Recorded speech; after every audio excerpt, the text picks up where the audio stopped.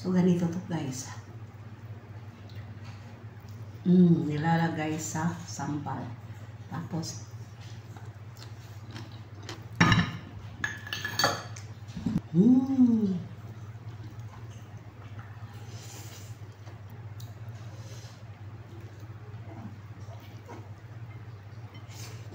ngayon guys, magagawa naman ako ng sambal. So, ganito ako magawa ng sambal. Kasi hindi naman ako expert magawa ng sambal dahil hindi naman ako Indonesian. Pero sa pagkatagal-tagal ko nang tumira dito, natuto na rin ako magawa ng sambal. So, lagyan ko muna ng aking mga ingredients or ang aking mga spices. Ang aking mga spices. Sorry naman guys. Nagbablog ako, ganito pa rin ang ginagamit ko. Cellphone. Kaya hindi ako nakita. Nagbablog ako, ganito pa din ang ginagamit ko, cellphone. O ito guys, yung sili fried chili yan. Hindi ko yan inaalisan ng ganon. I don't take off the stem. Basta ganon. Tapos lagyan ko siya ng ganito.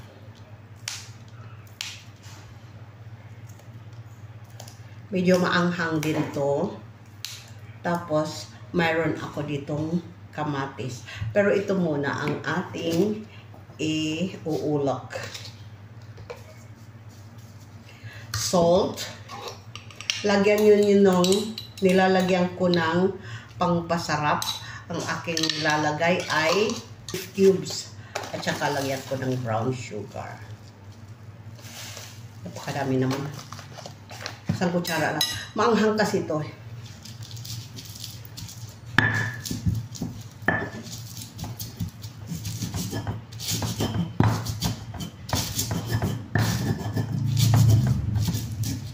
Ganito to. Ito na guys ang aking sambal. Hindi ko to nilagyan ng shallots at saka garlic. Kasi raw ito. You know guys, here in Indonesia, they have a lot of different kinds of sambal. Oh, ang dami. Pero yung expert ko na ginagawa ay yung Manadonese. The one from Manado, it's and then from Bali.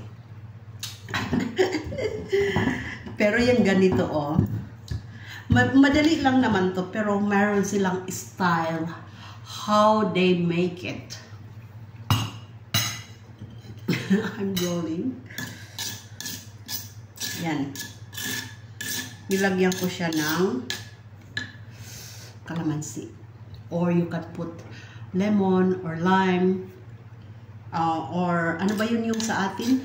Kamyas. Iba din yun. Pero dito magagaling sila maggawa ng mga sambal. So titikman ko na kung gaano ba lasa.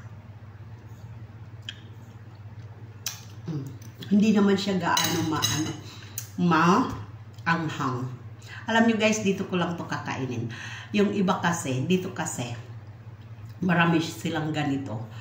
Kasi para dito sila kakain lang. Kasi pagka ihahain na daw ulit sa hindi na nagiging masarap.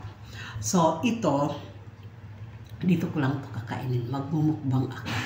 Together with my fish soup. Si Ken hindi kumakain nito kasi ipiprituhan ko lang siya ng isda. Yung isda kanina, kakain niya together with rice. Pero kaka-almusal lang kasi niya. Wala pa siyang pasok kaya wala pa kaming ginagawa. Dito lang kami, wala si Dada na sa Jakarta. So ito guys, magmukbang na ako.